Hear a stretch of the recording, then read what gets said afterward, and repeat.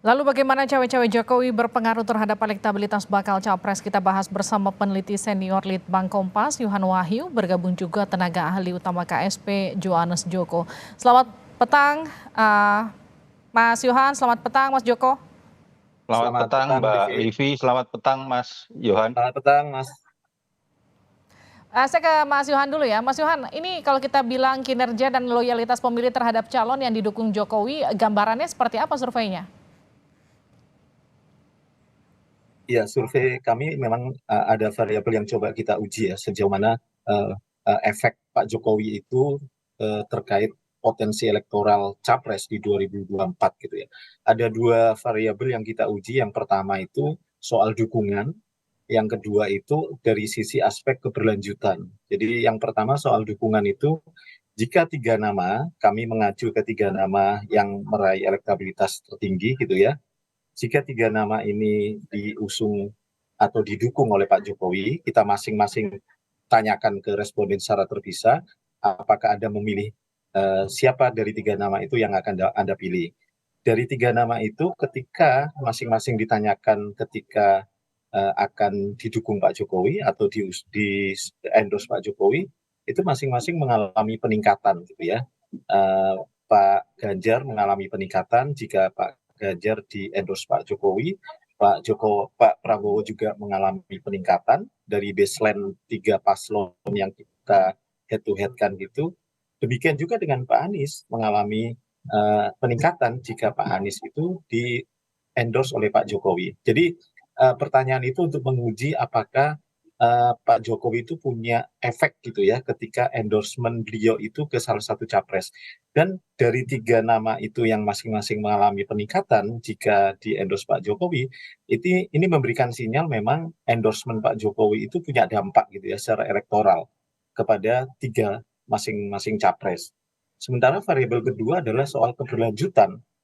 Jadi kita tanyakan juga dengan desain pertanyaan yang sama, ketika Pak Ganjar mengusung keberlanjutan program Pak Jokowi, dari tiga nama ini siapa yang Anda pilih? Pak Ganjar mengalami penambahan elektoral.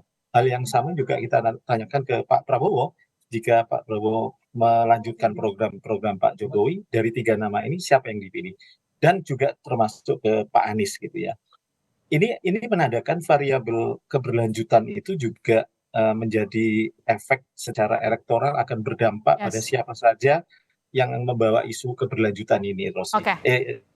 Jadi memang dua ini, keberlanjutan dan endorsement Pak Jokowi itu terbukti punya dampak dari survei kita ini. Baik, Mas Yohan, kalau itu yang kemudian jadi pertanyaan saya, kenapa kemudian endorsement Pak Jokowi, kemudian Ya. keberlanjutan program yang kemudian dilakukan Pak Jokowi begitu berpengaruh bagi kontestasi Pilpres mendatang? Kenapa kemudian tren-tren ini tidak terjadi di Pilpres-Pilpres sebelumnya ketika memang bukan Ya.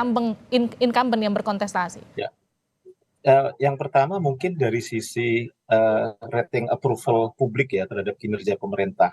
Kalau kita bandingkan di 1 tahun terakhir, di masa-masa jelang akhir periode masa jabatan itu umumnya mengalami pelandaian gitu ya. Ini tidak terjadi di era 1 tahun terakhir inilah ya. Era Pak Jokowi justru mengalami peningkatan. Jadi survei kita kan rating approval dari survei kita yang sudah dipublish harian Kompas dan Kompas ID di Agustus ini adalah 74,3%. Dibandingkan bulan Mei mengalami peningkatan sekitar 4%. Nah ini yang kemudian menjadi salah satu basis kenapa publik masih melihat dan berharap apa yang sudah dilakukan Pak Jokowi ini juga akan mengalami dilanjutkan gitu ya oleh pemimpin penggantinya nanti. Karena itu kemudian ada satu pertanyaan juga bagi kita tanyakan juga di survei, apakah pilihan Pak Jokowi itu akan Anda ikuti gitu ya. Itu yang mau saya Ini tanyakan. mengalami peningkatan. Aha. Ya, ini mengalami peningkatan dari semula di bulan Juni 2022 14%, di Januari 2023 15%, di Agustus ini mengalami peningkatan 18,1% seiring dengan peningkatan rating approval kepuasan publik terhadap kinerja pemerintahan Pak Jokowi. Jadi Jadi memang sebetulnya sekarang sejalan di gitu ya. Pilpres ini nggak cuma berburu suara masyarakat, tapi juga berburu suaranya Pak Iya. Jokowi begitu ya, untuk kemudian karena yang megang tiket Iya. seolah-olah jadi Pak Jokowi begitu ya? Iya, jadi meskipun bukan variabel utama ya, tapi tadi ya sekitar 18% responden itu lebih akan mengikuti apapun pilihan Pak Jokowi, itu Hmm. menjadi sinyal bahwa ini tidak bisa diabaikan. Dukungan kemudian isu keberlanjutan ini juga akan membawa efek elektoral kepada capres yang akan didukung ataupun capres yang akan mengusung isu keberlanjutan Oke, kinerja-kerja pemerintahan itu. saya tanyakan ke Mas Joko. Mas Joko, ini bentuk nyata nggak dari cawe-cawe presiden atau seperti apa KSP ngelihatnya?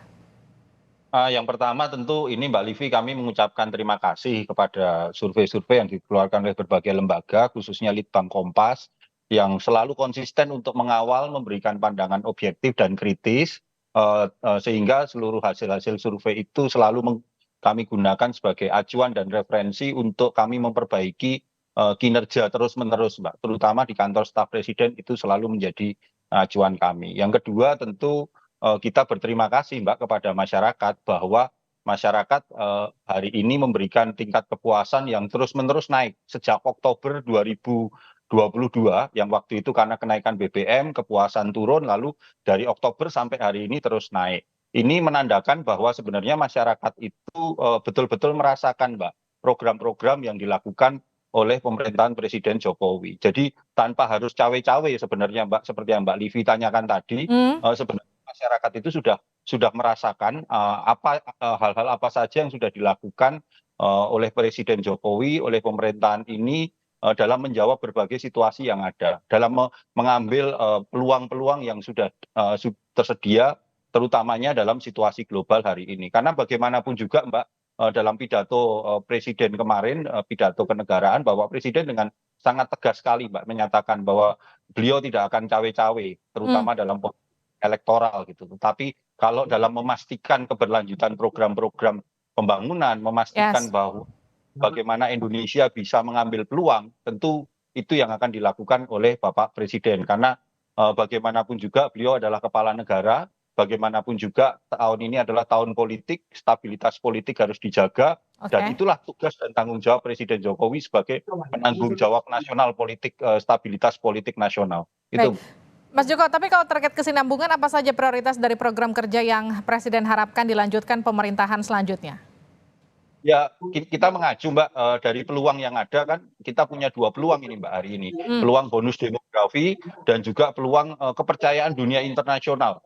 Belum pernah kita bisa mendapatkan kepercayaan dua-duanya ini dalam waktu yang bersamaan. Baik. Maka ya kalau mengacu strategi yang disampaikan oleh Bapak Presiden ada tiga gitu. Yang pertama adalah bagaimana memperkuat sumber daya manusia Indonesia, kemudian yang kedua adalah konektivitas, pembangunan infrastruktur diteruskan, dan yang ketiga untuk menjawab bonus demografi, karena dengan bonus demografi ini kita akan punya banyak angkatan kerja, itu perlu penciptaan lapangan kerja semasif mungkin. Dan Hmm. salah satu peluang yang dimiliki oleh bangsa Indonesia itu adalah dengan hilirisasi hasil-hasil industri, hasil-hasil tambang, hasil-hasil pertanian dan kelautan, dan juga memperkuat industrialisasi. Nah, itu memang disiapkan. Ada tiga strategi besar itu.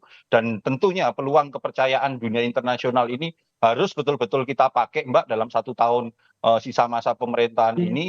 Kami di kantor staf presiden juga atas arahan Bapak Kepala Staf Presidenan Pak Muldoko itu hasil ini itu jangan membuat kita menjadi apa ya jumawa, tetapi Hmm. justru hasil yang disampaikan oleh teman-teman Kompas ini lebih memacu kita Mbak dalam 1 tahun terakhir ini untuk jangan kendor tapi gaspol gitu Mbak. Oke, baik, saya kembali ke Mas Yohan. Mas Yohan, ini kalau kita bicara soal faktor dukungan, pengaruhnya terhadap elektoral, nanti itu akan seperti apa sih Mas? Seberapa besar sebetulnya kalau hitung-hitungannya Litbang Kompas? Ya, kalau lihat potensinya sekitar 18% ya akan diikuti para simpatisan loyal Pak Jokowi. Jadi sebenarnya ini akan tentu menjadi perhitungan ya bagi siapapun capres yang akan berharap mendapatkan insentif dengan dukungan Pak Jokowi. Tapi kalau kita lihat belakangan 3 bulan terakhir ini kan sebenarnya tidak saja Pak Prabowo ya yang kemudian dekat dengan Pak Jokowi juga kemudian mencoba dekat dengan Pak Ganjar, beberapa aktivitas momentum juga dua sosok ini yang sebenarnya selama ini sejauh ini memberikan pertemuan-pertemuan atau aktivitas bersama dengan Pak Jokowi, sehingga kita lihat di hal itu justru lebih banyak diraih oleh Pak Ganjar dan Pak Prabowo.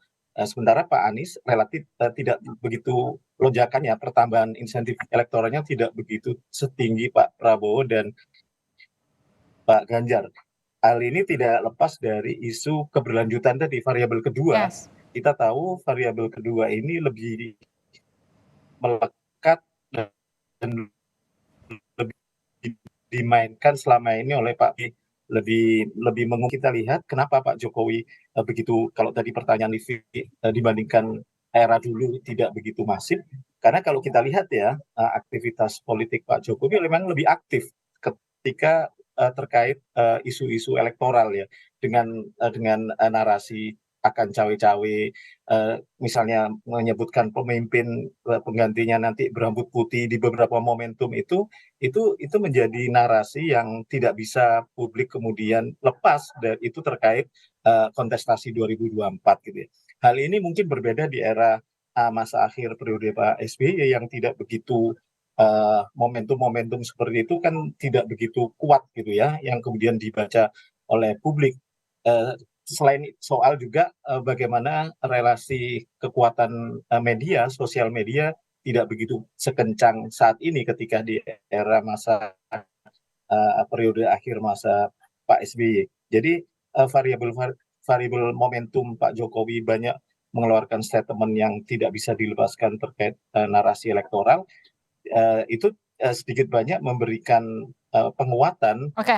bagaimana pengaruh Pak Jokowi itu kemudian terbaca dalam survei ini. Baik, saya terakhir ke Mas Joko. Mas Joko, ini kan sejumlah lembaga survei juga ikut mengamini bahwa sebetulnya Jokowi efek ini terhadap kontestasi Pilpres begitu besar.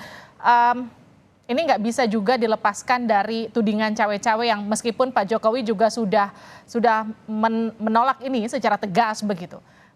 Yang jadi pertanyaan gini, ini akankah kemudian akan diluruskan oleh istana kah lebih lanjut untuk kemudian menekankan bahwa betul nggak akan ada cawe-cawe yang dilakukan presiden. Artinya Pilpres ke depan betul-betul akan mencari the next Jokowi, bukan kemudian Pak Jokowi yang akan kira-kira menentukan siapa yang akan jadi penerusnya ke depan. Ya, saya pikir apa yang disampaikan oleh Singkat Bapak saja, Mas. Presiden pada pidato kenegaraan itu kan sangat clear sekali, Mbak, clear dan jelas bagaimana beliau, ya memang Bapak Presiden selama ini kan memiliki kedekatan dengan seluruh elemen. Oke. Semua selalu meminta arahan Bapak Presiden dalam segala aspek kehidupan berbangsa dan bernegara ini. Lah tentu dalam setiap arahan-arahan itu ya Bapak Presiden memberikan masukan begitu apa saja yang harus dilakukan. Baik. Banyak sekali ormas-ormas datang, tetapi sekali lagi independensi itu dimiliki oleh masing-masing yang menerima masukan itu, karena Oke. bagaimanapun juga yang terakhir Mbak, bagaimanapun juga survei ini kan membuktikan, yang menarik dari Kompas, bahwa kepemimpinan Bapak Presiden Jokowi itu mampu menaikkan elektabilitas lintas ideologis. Oke. Pengikut begitu Mbak, siapapun itu akan naik elektabilitasnya jika dia mendapat rekomendasi dan juga mengikuti program keberlanjutan dari pemerintahan Presiden Jokowi. Itu Mbak. Baik, terima kasih Mas Joko, terima kasih juga Mas Yohan sudah bergabung bersama kami di Sapa Indonesia Malam.